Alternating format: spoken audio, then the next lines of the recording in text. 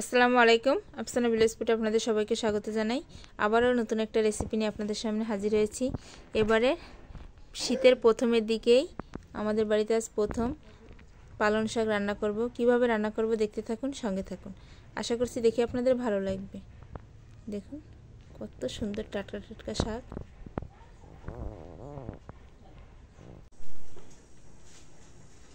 কড়ার ভিতরে সরিষার তেল দিয়েছি, তেলটা খুব ভালো করে গরম হয়ে গেছে। এবারে দেব পেঁয়াজ,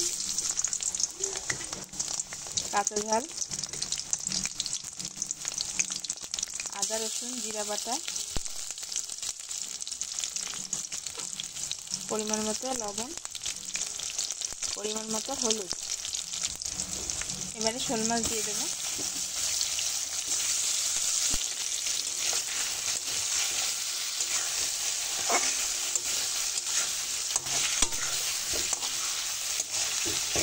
মাছ আর মশলা খুব ভালো করে আমি কষিয়ে নিয়েছি। এবারে দিয়ে দেবো সামান্য একটু পানি।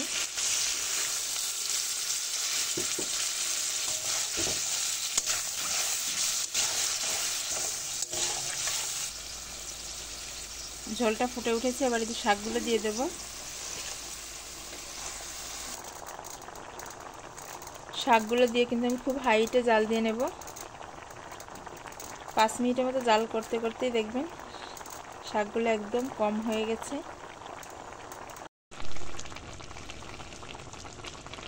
সাত মিনিট পরে দেখুন কত সুন্দর হয়েছে।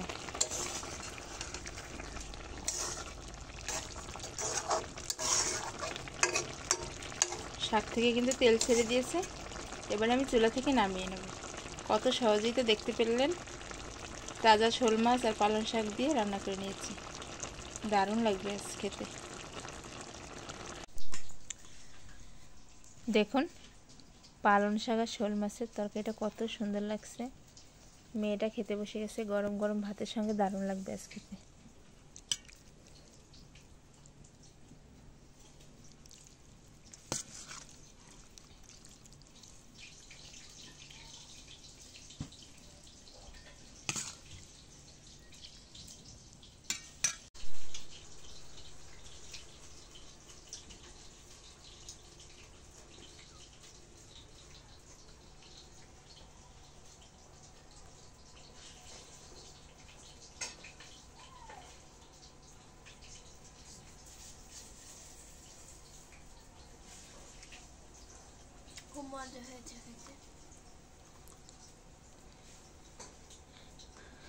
আজকের ভিডিওটা বেশি বড় করব না, এখানেই শেষ করব। সবাই ভালো থাকবেন, সাবধানে থাকবেন।